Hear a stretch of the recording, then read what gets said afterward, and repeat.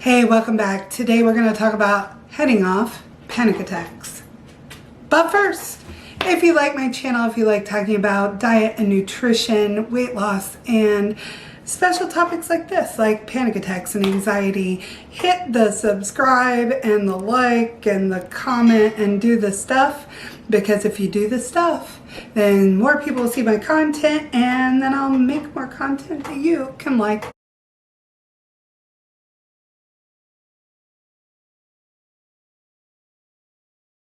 Oh man, it has been a day. It has been a day. Has it been a day for anyone else? So I want to talk about panic attacks. And first of all, let's talk about the definition of a panic attack so we're all on the same page. A panic attack is a sudden, shocking surge of adrenaline that pretty much rocks you to your core, makes your heart bang out of your chest like a Bugs Bunny in love sort of situation.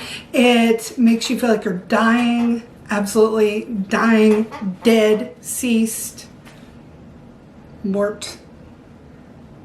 Yeah, it makes you feel like you're dying. And I mean, this is an exaggeration. If you're someone who's never had a panic attack, you feel like, it is the reaction you would have if someone were literally holding a gun to your head. And you wonder why it hits you out of nowhere like a bolt out of the blue. And today we're going to talk about the whys and the hows and what to do about stopping this crazy cycle that starts. First you have the fear, then you start to fear the fear, then you start to fear the fear, and then it's just around and around and around and around. And so I'm going to teach you how to stop it. We need to talk about a short-term strategy for getting you out of the cycle of panic. Number one, pursed lip, deep breathing.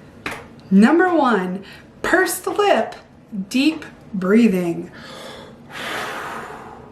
So that panic, it hits you out of the blue. You're, sitting at your desk, doing something typey. I don't know. You're just chilling. Netflix, whatever. You're just hanging out.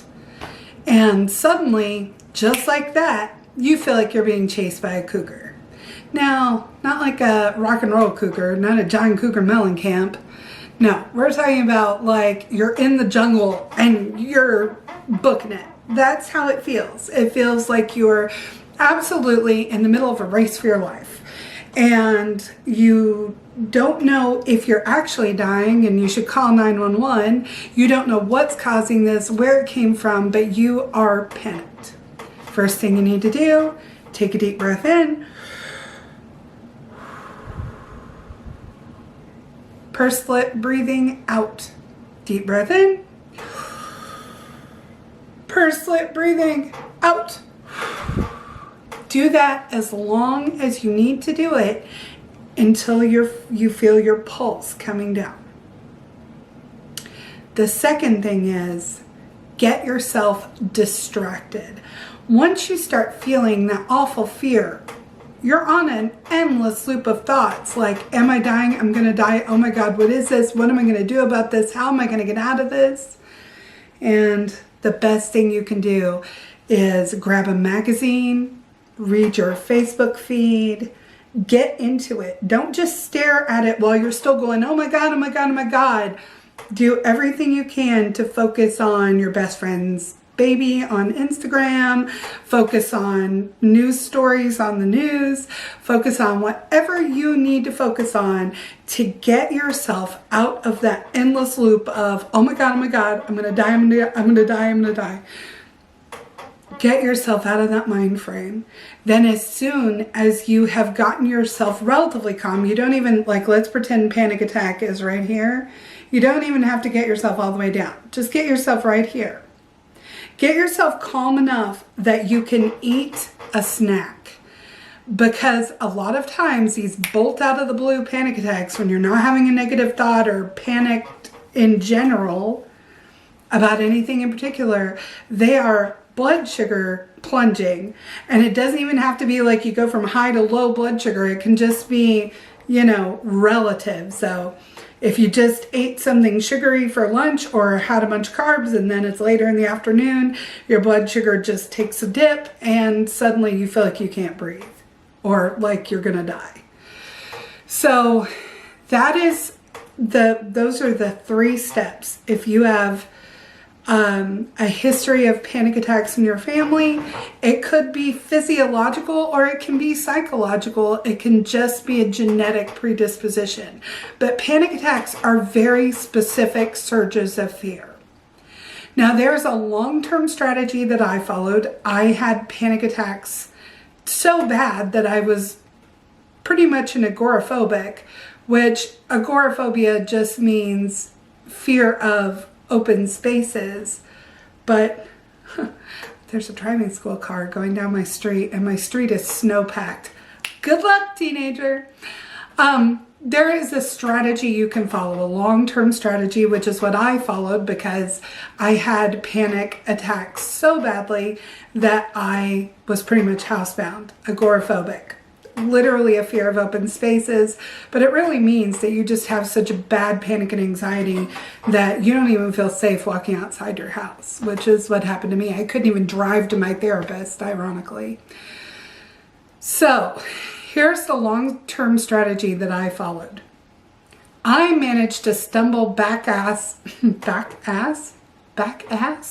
I managed to stumble into having a rescue dose of Xanax, which is a benzodiazepine. Those are medications that if you take them during a panic attack will end the panic attack in minutes. It happens really fast. It takes the edge off. It allows you to calm down. It allows you to have that snack we were talking about. And it really just feels like you're being rescued from the edge. So if you can talk to your doctor about getting a rescue dose of Xanax, or a therapist, a talk therapist who works with a psychiatrist who can prescribe medication, that is very, very helpful. The second thing is you're going to have to push yourself to go to the places and be in the situations that started the panic to begin with. So if you had your first panic attack in the middle of a grocery store and now you're avoiding the grocery store, you're going to have to expose yourself to the grocery store. You're going to have to go and you're going to have to resist the urge to run out. Even if you have to go in the bathroom, remove yourself from the threat, close your eyes, and just deep breathe until you feel calm enough to finish your shopping. You have to expose yourself to those situations. If you always have a panic attack sitting at your desk at work, it's going to ruin your career if you're hiding out at home, taking all your sick days, trying not to have the panic. What we have to do is we have to short circuit the fear of fear. A lot of people are going to try to coach you through, oh, well, we have to get out of the negative thoughts. It's your negative thoughts that are causing you to panic. But truly, it's usually a physiological response, like just you have a sudden surge of adrenaline for some reason, like your blood sugar's low, and then the negative talk loop, self-talk. I hate the word I hate that. I hate the phrase self-talk. You get into that loop because you're afraid you're going to have another panic attack because it's terrifying. It's like worst case scenario. So what I want you to do is see a doctor, talk about your panic attacks, ask for a rescue dose of a benzodiazepine, and Sarah Silverman does this too. She has 5 benzodiazepine pills that she carries around with her for a rescue situation. If you start taking them on a daily basis, you'll build up a tolerance and it will not work anymore. Don't do that. They're also highly addictive. So you just want to take them on a rescue basis. So the last thing is you need to get in a talk therapy session with someone who can talk you through those negative loops that get us in the cycle of panic. And I'm going to talk about this more later, and I'll tell you guys my experience with panic and anxiety. But panic attacks are a very specific situation. And I just want to reassure you, it's beatable. You're not going to be trapped like this forever. I'm married, I have kids, I go on vacations, and at this point, at this time of year in 2007, I was unable to walk to my mailbox because I would instantly panic. And here I am today. I have a full normal life, and you're going to have one too. So thanks for dropping in today. Remember to like and subscribe, and we'll see you soon. Pretty soon we're going to talk about diets. We're going to talk about low carb dieting for people who've been heavy their whole lives. Isn't that great? See you later. Bye.